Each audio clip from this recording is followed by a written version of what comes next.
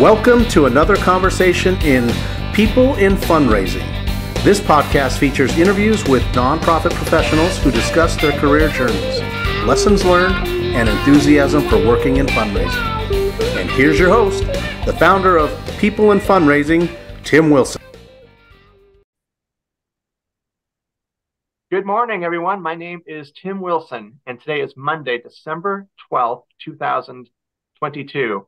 Today, in a first for the People in Fundraising weekly webcast, I am honored to have two guests on the program today, Nathan Chappell and Brian Crimmins. Hello to both of you. Hi, Tim. Thanks for having us. Pleasure to be here, Tim. My pleasure. It's great to meet you virtually. Nathan, I met you in person once or twice at Intermountain Healthcare back before the pandemic. And I really am honored to have both of you on the program. I appreciate your time in a busy season in general, but also with both of you and your co-author, Michael Ashley, this book behind me, Generosity Crisis. That will be the main substance of this People in Fundraising conversation today. As way of introduction first, Nathan is the Senior Vice President at DonorSearch, and he also serves as a member of the Forbes Technology Council. And Brian is the Global Managing Partner at 100 Agency, and he's also the CEO at Changing Our World. So Nathan, Brian, if you both would like to take a moment just to elaborate on those current titles and professional endeavors, I'd love to hear that. Sure. Yeah. Brian. Thanks, Nathan. I'll get us started. Yeah, Tim, thanks. It's a pleasure to be here and a pleasure to be on, and looking forward to the conversation. As you mentioned, I'm the CEO of Changing Our World. I've been in the philanthropic consulting space my whole career. I've been at Changing Our World for a little more than 21 years. And we do a couple of things in the philanthropy, social impact space. We help nonprofits. We raise money. We help corporations with their CSR, ESG programs, their employee engagement programs, and we help foundations and high net worth individuals give away money. So for 21 years, I feel like I've had an interesting seat on seeing the sector evolve, and I think it was certainly from that perspective that when Nathan and I, met years ago and then started more seriously talking about putting a book together, I felt like I had a thing or two to say, having seen both sides of the philanthropic aisle evolve over the last couple of years, and certainly it was a real pleasure to partner with a dear friend Nathan on the book. Awesome. Yeah, and Tim, it's great to be here and see what you're doing with the podcast and bringing people together is really what we're all about as well. And for me, just way of background, I spent 20 years in the fundraising seat where I never really planned on. I was actually an entrepreneur, started and sold two companies. Got into nonprofit a little bit on accident and fell in love with it immediately. And so spent 20 years raising money for great causes, leading amazing teams, and then eventually found my way kind of back into the entrepreneurial side where got really into artificial intelligence back in 2017 while I was still fundraising, as you know, and we've talked about this a lot, but ended up leaving nonprofit to go to DonorSearch, where we only work with nonprofits, really, doing all that same really good stuff that's really changing the industry. So again, like Brian, a few decades under our belt, seeing the evolution of philanthropy, kind of that changing definition of generosity and how it's manifesting itself. And eventually, like Brian said, we got together several years ago and decided it was time to do something. Excellent. Well, thank you both, Brian and Nathan, for the small part about your career journeys. I'd love to hear more, and maybe individually have you on at some point to hear more about how you entered the profession. If you could both, or however you want to do it, if you want to share how you two connected professionally, so predating the Generosity Crisis, coming together as an idea and then as a book. I think that would be really interesting to hear. Yeah, I'm happy to tell the origin story. Yeah, Brian and I, it was one of those things that's funny. there's certain people you meet in your life, and it takes zero time to know that you're going to be friends, and that you think the other person's cool and you want to hang out with them. Back in, gosh, it would have been 2015 or so.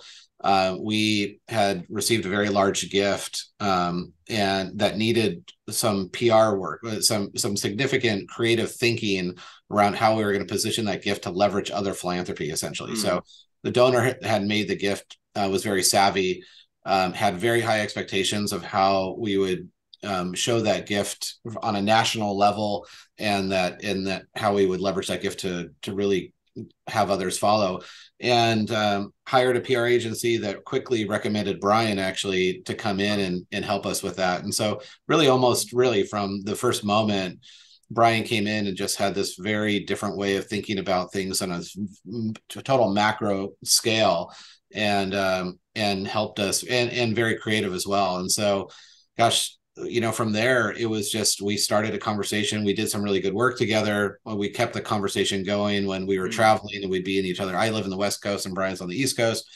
And it'd be one of those things where it'd be like, hey, let's catch up over a drink. And we would be somewhere for like 4 hours solving all the world's problems. And this just continued for several years, to ultimately, like I said, we were starting to talk about some of the challenges that we had both seen in the nonprofit sector, and we're a little bit dismayed in how a lot of people weren't willing to talk about those things, or were not talking about it in constructive ways. And I think for a number of years kind of played around with this idea. And then finally it was time to kind of bite the bullet and say, you know what, no one else is stepping up to write this book. Why don't we do it? And we started that journey about 2 years ago, I guess, when we started really conceiving of how we would want to build out that framework. Yeah. And Tim, I'll just add to what Nathan said, going back to he and I sort of connecting right off the bat, as he mentioned. And, what I always found interesting about he and I's conversations and some of the things, the work we did together, or just some of the conversations, was that I felt as if we often found ourselves complementing the perspective, not necessarily the conversation, but Nathan not only coming at it from a strategy standpoint and a building standpoint, but really heavily on the data and using data to really figure out where things are going, and to help guide philanthropic strategy conversations. And so I kind of found like we were always looking at it from different ends, but coming together, and hopefully that old analogy of 1 + 1 = 3 at the end of the day. And I think that was, in addition to starting a really important conversation, as Nathan said, that people in our industry didn't feel like, had the luxury of being able to talk about it. We wanted to also do it from a place of, data and information, and not theory. And then hopefully use that as a way to spark conversation for development offices, boards of nonprofits, corporates, either who are supporting everybody, to feel, in a way that Nathan and I did, kind of looking at it holistically, to really start to get to the root of all this. And I think, we're seeing that that's starting to happen, which is really exciting. That's dynamite. Thank you both. And I have a couple of follow-on questions. And you mentioned the complementary aspect, Brian. And as Nathan was talking, right before you mentioned the complementary, I was starting to think, was your partnership more like a John Lennon, Paul McCartney, where you came together with different ideas or different strengths and wove a masterpiece out of complementaries, or were you both like running on the same track? And so it sounds like it was more of a, as you mentioned, a complementary collaboration in that sense. I will say, I'll just jump in it. It was, anytime you do group work, it's hard, right? I'm a control freak. So like in undergrad or in grad school, I never wanted to do any group work, because it was just like, I just rather do it on my own and get it done. But I will say, we did really challenge each other, and complement each other in different areas. And there were times where, Brian, with his experience in the CSR and ESG world, with large corporations doing incredibly good work, it really challenged me, because I was just like, no, let's stick on this nonprofit thing. And he just was just kept on, educating me slowly, to the point where several light bulbs went on, where I was like, oh my gosh, you're totally right. And one day he said this phrase, really what it comes down to is that we're in a competition for connection. And I don't know if Brian knows this, but that was the day where, for me, it was just like, okay, now this whole thing makes sense, and how, we equate to, no matter if you're in a for-profit or a nonprofit, we're all in the same game of trying to attract the hearts and minds of those that we're trying to get in front of.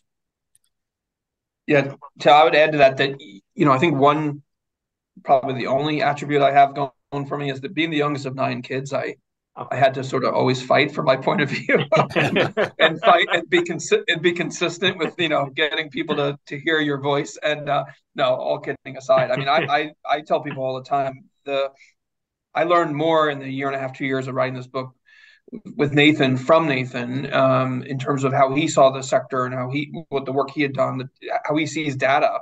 It completely, as he just said, it completely has changed myself in terms of how the consulting I do with our clients, actually even the direction we're taking, changing our world as a firm. We're just because we're reframing it and trying to be trying to figure out a better way to consult with both sides, all organizations, and a lot of it is a huge testament to my year and a half of, as I called it, a masterclass of getting to work with Nathan. But to his point, I think if I took a step back and think about it, I think the book we thought we were writing when we first got together is not the generosity crisis. Now, the main subject is there, but I think we ended up taking it in slightly different, at least I did, at least from my perspective.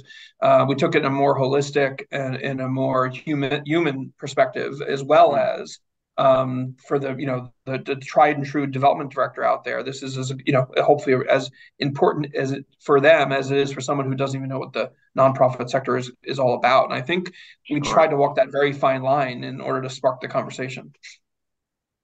That's really great insight and great background to the writing process, the collaboration.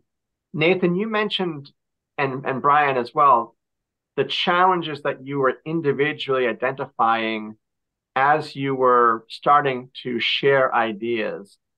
And what challenges, high level, did you feel were most topical for examination in this book? Yeah, I mean, such a good question. I mean, when we think about and we started to break down, I remember the day where we just decided we need to start documenting what these challenges are and kind of group them in appropriate categories. And so we actually created this kind of framework where we separated challenges between internal challenges and external challenges. And I probably represented more on the internal of like nonprofits don't have the money to innovate because they're measured on cost per dollar raised and, all the stuff that I had, kind of dealt with for 20 years, because that was I was fighting for those dollars to innovate and that piece. And then, the external challenges, whether it was a decrease in, religion or religious participation, or it was the corporate side of, corporations learning how to speak more like nonprofits. And so, this book is not meant to be an exhaustive, it would have to be like 2,000 pages to go into every one of those challenges, because there's a few dozen on each side, both internal and external. And but I think it was the coming together that we had realized, like, nonprofits are not just the victim here either. So this is not all just things put upon nonprofits, that we've created some of this destiny ourselves. And so, and to Brian's point, we try to make this book. I think that the probably biggest challenge for us is we couldn't solve all of the problems. Like we wrote the book to highlight the crisis as it is, and to really spark conversation around it, feeling that if we weren't able to clearly identify the problem and some of the conditions of why the problem exists, then there'd be no hope in solving it. We actually spend very little time solving it. We have an idea of radical connection, which is very just broad. But at the end of the day, the book is intended to really just bring people together to have conversations around generosity, because frankly, we haven't nearly enough. We haven't spent time kind of dissecting those issues. And we're in a state now that requires, really truly an inflection point that requires some creative, honest conversation. Yeah, and Tim, I'll just add briefly that the problem when I sat down with Nathan and Michael to start writing it was really the drop in giving. And I would summarize it with the nonprofits we work with. They were all saying it in different ways, but many of them were saying, it's getting harder to raise money. It's getting, there's less donor. I mean, some had the facts, some just had the art, the science, if you will. I remember we were halfway through the book, and I was talking to a potential client, and the board member said to me, it feels like it's the definition of insanity. Every year we just like bang our head against the wall. We do the same thing and less money comes in. And I started telling him, I remember that meeting clearly, about the book, and Nathan and I were far enough into it that I felt like I had a good sense of directionally what we were identifying and and when I started talking to him about it, I remember his response was, "Oh, so I'm not alone." Like, this is a board member, right? It's the only nonprofit he's on the board of. But it really got me thinking about how many people who are in the fight, of helping nonprofits, serving on the, didn't know this either. And so I felt like at the turning point, or the halfway point of the book, I felt this like renewed sense of energy. Like, we're really onto something that people need to hear and share ideas. And as Nathan said, we're not here to say we have all the answers, but we wanted to at least get it moving. Yeah. I actually, if I could add one more thing to that, I think we probably tend to take for granted the number of people that we think know what we're talking about. And what I mean by that is that there's been a 16% decline in the percentage of households that give over the last 20 years. And that trajectory in any business, for-profit or nonprofit, does not end well. And in a book, we show that if we draw a straight trend line, we follow the trend line down, giving to traditional nonprofits ends in 49 years. So we take that for granted because we're like on the insiders, and we're talking with CDOs a lot, and they tend to know. Over the last 2 years, there's been a lot more conversation around like something's going on, like, maybe they don't know where it ends. We really call that to attention because it's important. But what's been surprising, I think, to me is how few people in our industry, I mean, it was 10 million nonprofit workers, essentially 1.8 million nonprofits, how, like, as a percentage, how few of them actually know that there's even an issue. And so, I mean, the book is kind of, the title's somewhat startling, but almost has to be until everyone really understands, wait, we should there's something to pay attention to. What is it like? And you can agree or disagree with it, but it really was that realization that we're talking to ourselves, assuming that everyone knew this information, and it's turned out that obviously has not. And I think that's it's been nice to see people somewhat illuminated based on, okay, like there's some changes that we need to think about. That is such an enlightening and timely synopsis. And as you both were talking, I was reflecting on my own charitable giving. So I've worked in nonprofit for almost 23 years. And it wasn't until 2020 that I started to become a monthly recurring donor to, this is Bridgewater State University. My father has worked there for almost 50 years. And I give to a scholarship in memory of my childhood best friend's mother, who was a nurse at Bridgewater State. So it took me 20 years into my own career in nonprofits, day to day, to realize I should step up more. And that was a sobering point of self-reflection for me. So I know the value, even if it's, a small monthly recurring donation. So I agree. I think there are a lot of people that work in this sector that know the impact we have, that see it, and yet are not illuminated to what's the larger trend happening. I tie through my church, and that's more of a covenant type part of my membership and my faith. But then taking that step to say, what else is important to me as a person with the means I have to give back? And that's been like, okay, I could do better. Yeah. So, that's awesome. Yeah. As you have been crafting the book and seeing it to publication, what are the impact, the influences do you hope that this book will have on the philanthropic community? Brian mentioned boards, CEOs, donors, staff, people that work in nonprofits, the organizations themselves. What would you hope is the overriding message? Yeah, go ahead, Brian.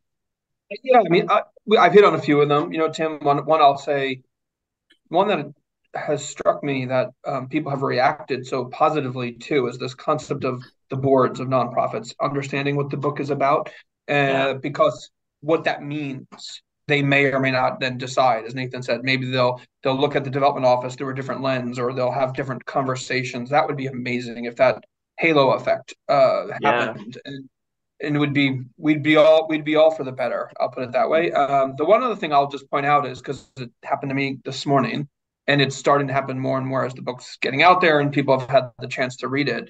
I'm going to go on a limb here and say I think some of the friends that I have who have read the book, who are probably in the 51% of Americans not giving to charity right now.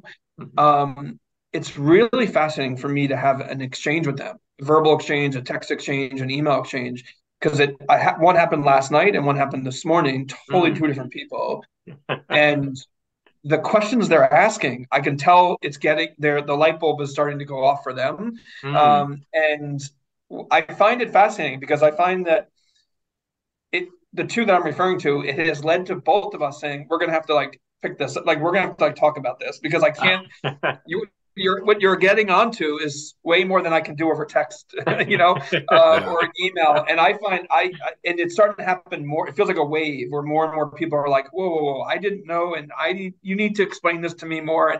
And that's really, it's fun for me personally, because on a professional level, I spent 22 years doing something that none of my friends knew what I even did. Yes. And now I think the book's being a bridge for that for the first time in my life, to be honest. That's wonderful. Yeah. For me, I think and I've seen evidence of this. I mean, I think just sparking conversation. Again, you could agree or disagree with you can like it or not, but I've never had a conversation around generosity that wasn't beneficial for humanity. And I've seen it with my own family and my kids. Giving Tuesday, we went out to an event for a local nonprofit that I work with, and my son, who doesn't have a lot of money, came back and on his own, didn't tell me, but I got copied on the email that he made a $50 donation, and it was it's just, if we're something that we just take for granted. We just take generosity for granted. But when we have conversation around it, it makes it, like, to your point of, in your kind of 2020 epiphany of, like, once you start thinking about it, it becomes like almost a natural thing. And so I think it's just bringing it to the top, and allowing that to be one of those things that's, fruitful to talk about. I mean, in this day and age, it's very hard to find, conversations or words that are safe around the dinner table. And sure. Generosity can be one of those, so it should be. And the more you do, I mean, the paradox of generosity is the more you do, the more you get back. And so it's just, it creates this great cycle for those around you and in your circles that just kind of bleeds out to, like, more and more people doing this good works. And whether it's just paying it forward or, helping someone, with returning a shopping cart or whatever it might be. Yeah. We just need more of that. And that's really our hope and intention with this. That is terrific. And so much of what you both were talking about reminds me of some authors I've read. So Arthur Brooks over here, From Strength to Strength. Even, as Nathan mentioned, like, very few topics are safe at the table. Like him or not, Ben Sass, the former senator of Nebraska, has talked about, we spend too much time as a society fixating on what happens in Washington, D.C. at the expense of what's happening on our streets in our neighborhood. Get out and shovel your neighbor's driveway. And Nathan just mentioned returning a shopping cart. Like, all these small acts, whether it's time, talent, treasure, really have a ripple effect. And I really am jazzed that you're illuminating that in this book. Yeah, I think and Arthur Brooks, we're so inspired by him, from the very beginning. I mean, he's been writing about generosity in different ways for such a long time, but I think it starts with a tender heart, at the end, at the beginning. I mean, if you're just closed down to the world and you don't want to help anyone, it doesn't matter how many nonprofits approach you, you're not going to give. You're, part of that 51% Brian was talking about. But, if you condition yourself around this idea of connection, and we spent a lot of time, 2/3 of the book is really around this idea of connection, to want to connect. And that could be in just a small kind of, act of love, or, selflessness, or it could be making a gift to a nonprofit. But if you don't have that, then there's really no hope for any of this. Sure. So we're kind of like it, this idea of generosity happens one connection at a time. And being open to that is really the most critical part. Excellent. I would love to give both of you a few minutes to talk about this idea of radical connection. I think Nathan mentioned it a few minutes ago, or Brian did. If you could please expand on that concept, and are there avenues, vehicles that you either are hoping to create or collaborate with others to create radical connection forums or other ways to discuss? Go ahead, Brian. Yeah, I would say for me, what I have found in talking to people since the book came out about what is radical connection, and we have a framework in the book and we talk about it, but I found it's easier to talk about examples that where people maybe themselves have it. So, some examples I've talked to or people have said to me is, some would associate that or say they have a radical connection with their college or their favorite professional sports teams, that they really feel like they know them inside and out. I mean, that's on one level. I feel ultimately radical connections, as we talk about in the book, is going even deeper than that. It's you knowing a person and that person knowing you. It's not a one-way street. It's a two-way street. But there are some great examples of companies who, as Nathan was talking about earlier, they've done a great job of really getting to understand us and as customers and really understand the importance of shared value and mission alignment. And so the example I always talk about is Patagonia. Just they have such a loyal following, and those that are customers of Patagonia will do anything for the company. I mean, and they'll talk out, they'll advocate for the environment, and they'll do all those different things. And I think those are, when you think about radical connection, it's easier for me sometimes to talk about it. I have it with my two main alma maters, my high school and my university. I'm both active and connected in both ways, and know the people there at both institutions very, very well. So there's a two-way street alive and well there. I talk about that in the book. And, for me, the thing that's evolving, Tim, I think out of the book is we've picked up, thanks to social media and some word of mouth, that people are taking our book and using them as book clubs within their development offices or their nonprofits. And so Nathan and I are actually putting our heads together to design a little worksheet to help propel the conversation. Awesome. And for me, that's kind of a small nod to a radical, helping these smaller pockets of groups that may be talking about the book, trying to engage with them in some small way that we can to help guide that conversation. So that's for me both the concept and kind of how the book's, I think, even playing a small role in doing that. Yeah, so cool. I'll only add on it is that we had to call it radical connection mainly because we struggle with this in the book. Like, why is it not just affiliation or association? And when we really started getting into the competition for connection that Brian had shared earlier in when we were writing the book, he shared with me, and it really stuck, is that every corporation is trying to get your connection every day. They're at a very high dollar price. Like, they're spending lots and lots of money to harvest your connection. And that type of connection is very transactional. It's just like, Amazon wants to know me intimately so that I'll buy more socks or whatever it might be. And at the end of the day, we felt like the modern day definition of connection just doesn't suffice. Like, connection has been marginalized so much. So we came up with this idea of radical connection, because this is the type of connection that you form with a nonprofit that, you care, not just like I care to make a gift, but I care about what they do and what they stand for. And their values are aligned with my values. And that's why I see myself with them for a long time. And I think many nonprofits don't think in those terms. I think they just still are thinking in those transactional terms. Yeah. And we just had to give it a new name. And we actually did create a framework in the book on what radical connection is versus a traditional or kind of classic definition of connection, because it just doesn't suffice. If you try to compete with that definition of connection these days, every large corporation with billion-dollar budgets will eat you alive. And so nonprofits have this inherent ability to, come together arm in arm, with individuals, which they've done for so long. But I think the pendulum has swung quite a bit to this idea of this just regular, just more is better, more donors are better, kind of at any cost. And And so we're excited about that. And we have seen, I think that's probably the theme that's carried out the most in the book. And in terms of the people that we've heard from around, someone had posted online that their theme for 2023 is connection, and this idea of radical connection. It's coincidentally my theme too. And, I think I know who that was. Oh yeah. being thoughtful about that connection. That's a great starting point. Absolutely. Yeah. And if it's the same person that I'm thinking it is, it got me thinking yesterday, what would my theme for 2023 be?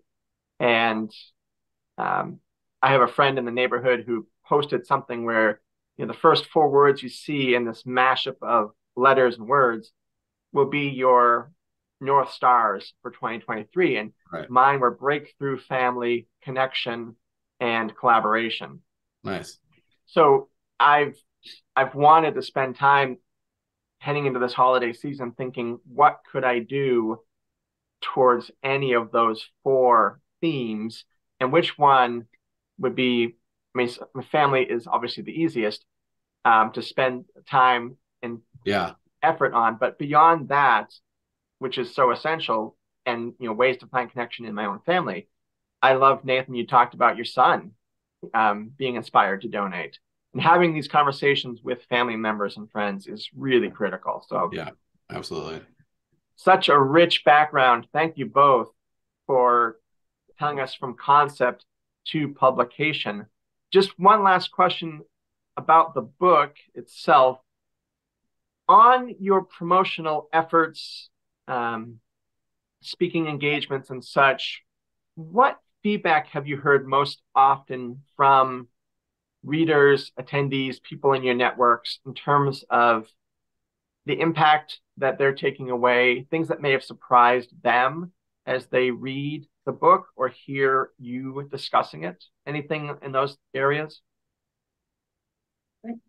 I'll say mine have been some of what we've hit on already. I have an older brother who, after he read the book, he literally sent me a text, I think the next week, and said, just want to let you know, I just left church and I doubled my giving because of your book. And so to Nathan's son's point, I think it's that I mentioned earlier, those somewhat jokingly, those who have no idea what the book's about because they just haven't been involved in this sector, getting really curious. I find that fascinating. And then lastly, having just been at a conference last week, I said to Nathan afterwards, it was refreshing being in a conference with all nonprofit professionals and executives in a way that I don't think I've been since we launched the book, and to just hear their reactions to it and support of it. And, I'll speak for myself, but it was a lot of fun writing the book, as we talked about. And then it got to a point over the summer when I thought, oh my gosh, what if everyone hates it? Like it's all done now. It's all out there. And there was a moment of like, oh boy, here we go. And so to hear our own community, our own nonprofit sector community that Nathan and I have been such a part of for so long. So far, everyone's been so kind and generous with the sharing of it and the feedback about it. And so that's great. But I'm equally as excited about that as I am about those that have not been active in this sector beginning to maybe learn about it. Yeah. Awesome. I can just add, in the beginning, I think before we wrote the book, we were getting some pushback on the title. In fact, because it was kind of sensationalizing, is it really a crisis? And we struggled with this, and we talked to our publisher about it. And at the end of the day, it was like, look, someone has to write the book called Generosity Crisis, either you or someone else, and it has to create awareness and get people's attention. So I think in the beginning, there was a little bit more, when it was just the generosity crisis, skepticism about like, what are you guys up to? And you're going to slander, be another negative book about generosity. And I think the subtitle became so important, this idea of, the case for radical connection that solve humanity's greatest challenges. And as soon as we could get like 5 seconds to tell someone like that's 2/3 of the book is really around, let's rethink what we think we know about connection. That's like, so there's been a little of that initial skepticism, but then, those that have read it, in fact, I was on a call last week with someone who lifted up the book. I didn't know they had bought it, but they just finished reading it twice. And this person has this great idea for how to serve nonprofits and actually bring close proximity to people donating to the impact of their gifts.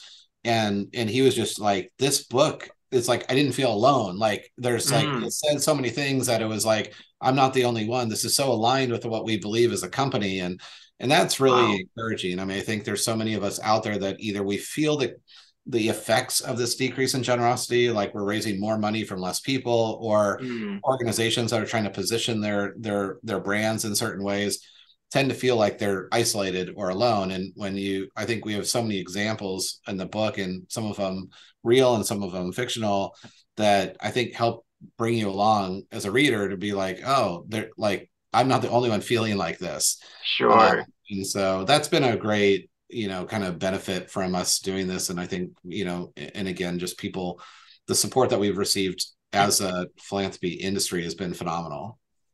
I'm so glad to hear that. That's terrific. Thank you for sharing those experiences that you've had. And I think, I'm really eager to read it as well. It's a little delayed in shipment from Amazon, but that would be my first book to read, hopefully over the holidays. So thank you.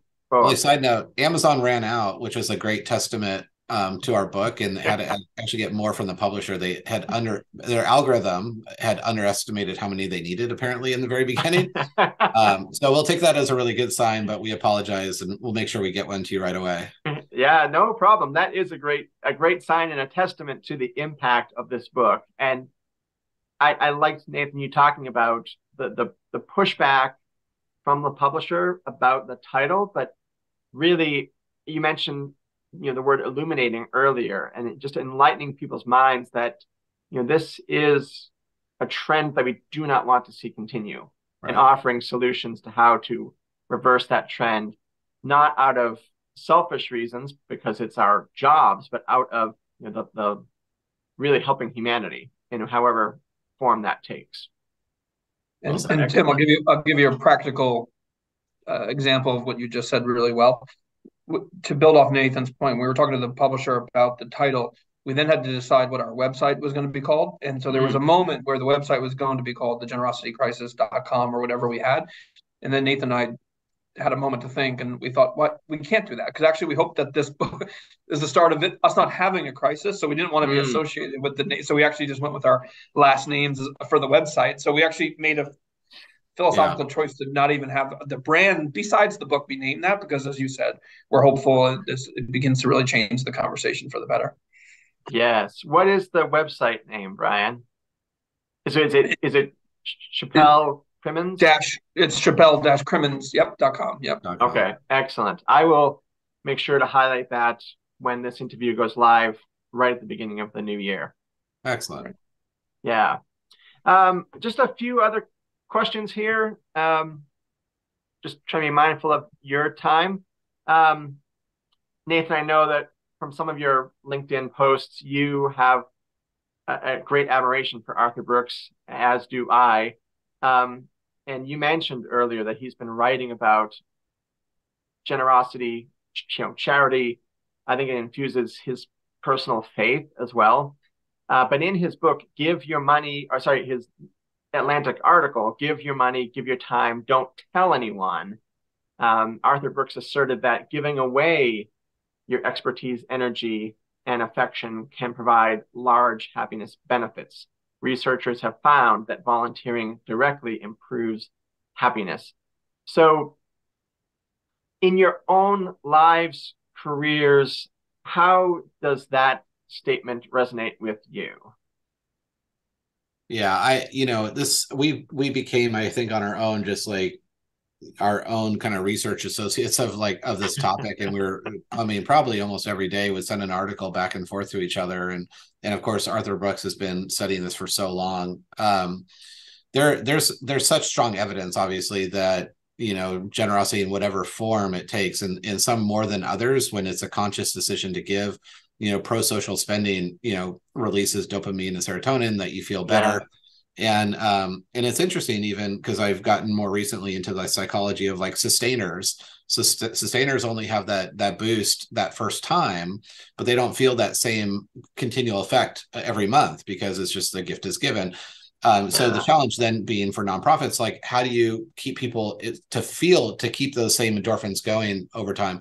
I mean, my family, we grew up with very little. I did my first fundraiser when I was 8 years old. Wow. And that was that my mom's kind of helped me kind of do and to get me out there. And we didn't have a lot, but we always gave back. And whether it was Habitat for Humanity, other things. And so it's just been part of our kind of DNA, I guess, if you will.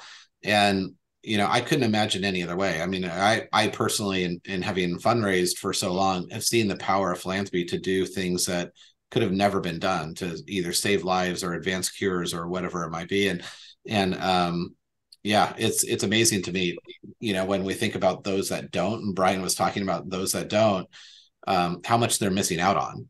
Yeah, So, absolutely. That's a great story.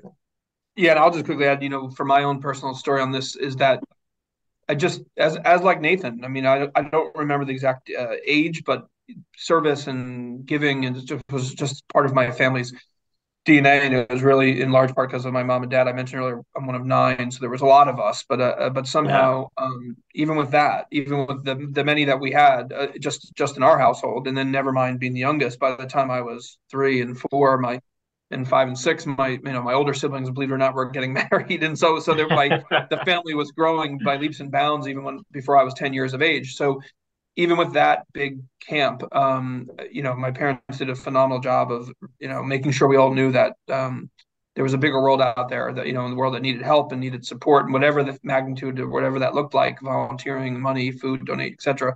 And then both my mom and dad were very involved in nonprofit organizations on the boards throughout their time and their lives and stuff like that. And so for me, it's always just been the way of life. I just don't know honestly, I don't know life any other way. And as Nathan said, and I wouldn't have it any other way. It's so fulfilling to do this professionally and personally. That's wonderful. And I think that the fact that it resonates with your upbringing, what you do in the nonprofit sector as careers, professionals, but also personally, it really is a enriching and fulfilling experience. Agreed. Yeah. Yeah. Well, terrific. Thank you both for sharing those sentiments about personally and professionally what philanthropy has meant to you, and that having that value instilled in you from a young age, from your parents, your families, can have a lasting impact. In terms of, I may be going out on a limb here, but I read something. I'm a voracious reader of the New York Times and Atlantic, and I try to find ways to connect certain individuals or writers to the purpose of this podcast. And I read a conversation, I believe it was with David Brooks from the New York Times, a columnist, no relation to Arthur, just coincidentally. He interviewed Bono of U2, the rock band. And Bono has just come out with a book as well. And in this conversation with David Brooks, Bono said that, and he's been involved in global charitable efforts for decades, that he, quote, "I often use the word actualist because activist for a cause, sometimes activists like to stay on the outside and criticize, whereas the, quote, actualist wants to get expletive done." And he wrote his book as an attempt to foment this argument that a life is the creative act. The great canvas is all the things that we do with that life. And I really liked that sentiment. It's obviously not directly correlated to this podcast series or necessarily to the people I have on, but I really like to see if that sparks some ideas from people I have on the program. And as you getting the questions ahead of time, if you had a chance to think about that parsing of an activist for a cause, in this case, how do we get more awareness about a generosity crisis, A, and then B, how do we help to drive the change? Activist versus actualist. What may come to mind with that? I'll just go first. I mean, I think, it's a really interesting question, and I found myself thinking about a comment I made, I think, at the beginning of this podcast, which was actually my brother-in-law, who I don't know if he's gotten through the whole book yet, but he made a comment to me that what he liked about it, being a data numbers person, he said, "Man, you got a lot of data and facts and numbers in here." That, and I felt like in order to, as we talked about earlier, sort of in order to get people's attention, I felt like the book had to maybe initially lean more to the actualist, really to be very truthful, factual about what is this situation that we're dealing with, as Nathan said, really define it so that we can understand it, because if you don't understand it, we can't do anything about it, right? But at least I don't think so. So I feel like maybe even a third to two-thirds of the mindset, at least from my perspective, was more on that actualist side. But I think in order to then get to the activist side, right, in order to get vocal about it and make sure that people were understanding what was going on, I felt like we had to build from the actuals to the activist side of it. But also your comment, which I won't repeat, about the getting stuff done. I mean, that's a big part of it as well. So I think that's what sparked in me, that I hadn't thought of the book in those two ways. But as I tried to reflect on it, I found myself thinking more, at least from my perspective, the actual side of things kind of won out, because that allowed us to be, or those who read it, to then become activists in their own organizations. Yeah. I love it. Great. And I'll just say that, I think in this day and age, never before in history has every person on the planet had a microphone to yell, to say whatever they think, and if you're famous, then you get a bigger microphone. If you're not, you get a smaller one. And I think that's where the difference is between just saying things and actually doing things and getting things done. I mean, one of the people that wrote a testimonial for our book is Mick Sheldrick from Global Citizen. And that's someone who does really both. I mean, he gets on and he talks about these, areas of extreme poverty, but then he actually mobilizes concerts all over the world that bring people together for common good. And it's just a powerful, amazing thing to see that happen. And so to me, it does resonate, because I think, it's almost like marginalized. The idea of activists almost marginalized, because there's so much, everyone's got a microphone, and it becomes harder and harder to kind of weed through what's real and not real. If you can take that ideal or those ideals, match them with getting stuff done, then all of a sudden you start to pay attention. You're like, okay, now there's some more substance here. So that was my kind of reaction to that. And I thought, I was a big U2 fan, not as big as Brian is a Pearl Jam fan, but I was a big U2 fan early on, and been following Bono for a long time, doing all that good stuff. Yeah. Excellent. Well, thank you for following on that little, hopefully it wasn't too much of a tangent. Yeah. I appreciate your comments. They're well-rounded and reasoned. So thank you.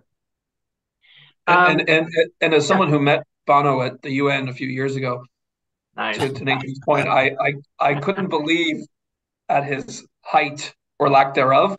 And I have never met Eddie Vedder from Pearl Jam, but I hopefully will someday. And from what I understand, as I saw a picture of them together last weekend, I'm like, my gosh, they're both, for two giants of the industry, they're both pretty small in stature. Well, I'm small in stature as well. And I think, and I think it was Nathan's point about the size of a microphone. I think, this People in Fundraising has a burgeoning microphone, but it's still relatively small, and baby steps, as Jay Frost on Philanthropy Masterminds talks about as well. I do love the objective of people like Brian, Nathan, Jay, who are grabbing the microphones and saying, this is what I'm seeing. I'm trying to raise an alarm, but also, call for help, round up the troops, because I'm passionate about giving back, supporting, helping others. And I really admire that. So I really appreciate the time today that you both have given me as the interviewer, but also our audience as well, and the various audiences that you have talked with the last few months as the tour for the generosity crisis rolls on. So thank you. Any last comments or thoughts that you would like to share with our audience, Nathan or Brian? I'll just say thank you. I think the way you just summed that up was we couldn't we clearly, it took us an hour to get to that point of how succinctly you framed it up. Is that's all we want is, to really create some awareness and bring people together. And so thank you for the time and the opportunity to do that. And we hope it's engaging, for those that want Brian and I to speak. Brian and I have agreed that we'll speak for any nonprofit organizations for free. And Wow. people want to participate in a book club, we'll have those resources coming out, but also just let us know. I mean, we do believe that we're just one part of one big community. Absolutely. Yeah. Thank you, Nathan. Yeah, good job, Nathan. I just thank you as well, Tim. Thanks for the opportunity to be on your podcast. This has been a real treat, and I've really enjoyed the conversation. And I think just what you were saying, as the tour rolls on for us, I feel like the bus is getting fuller and fuller as we're picking up friends and like-minded folks along the way. And I consider you now part of that team as well. Yes. And so the more the tour rolls on, I'm feeling really positive about it. And not that it ever was just Nathan and I, but as we're getting out and talking more and more, it feels like, wow, people are definitely stepping up and stepping out, and that's within the sector and connecting with each other, and that's what we talked about. That's the main theme of the book anyway. So feeling really good about where this might all be heading, and as you said, one of the goals for 2023. I think count me on that list of adding connection to a big part of the goal for 23. But thanks again for having us on. Absolutely, Brian. Well said. And if I could just draw a quick conclusion here on both of your comments. Let's start with Nathan. I was really honored and humbled to be included in a recent LinkedIn post that you wrote about people that are in various ways trying to build community in the nonprofit industry. And as I looked at those names, I thought, man, I don't belong in that group, but I'm. You do. Well, thank you. Thank you. And I think that's a real professional and personal boost. And it's a motivating factor. And I wanted you to know that personally rather than just leave it as a comment in a post, that it meant a lot to me. And it's a great motivator to continue this endeavor with the podcast, to have people on to share their wisdom, their experience. So I was frankly floored and honored by that tribute, Nathan. So That's thank awesome. you. Yeah, you're doing a great job. So excited to see where you go with all of this. Thank you. And Brian, I totally love that visual of being on the bus and having more people get on the bus, having a fleet of buses to just raise awareness and strengthen each other, boost each other as we're trying to really be at the forefront of driving change and doing it out of our own generosity for a generous sector and giving back and helping other people. I'm going to live with that analogy for quite a while. I think that's really profound. So thank you. Thank you, Tim. Pleasure. Yeah. Well, Nathan, Brian, it's been really a treat and an honor for me. And I'm sure that our listeners, viewers, will get a lot out of your conversation today. I will be airing it live on LinkedIn and YouTube on Monday, January 9th. I had spoken with Steve Grimes of the Helen Brown Group earlier and committed to him having the first slot in January. He's got some great insights to share from his varied career experiences. I want to get you right in that pipeline as well. So that's when you can expect this to go live, and really appreciate your time today. And I wish you both much success with the book and also a wonderful holiday season. You too. Thanks, Tim. Thank you very much. So much. Thank you. We'll be in touch. All right. Take care. Thanks again. Bye-bye. Bye-bye.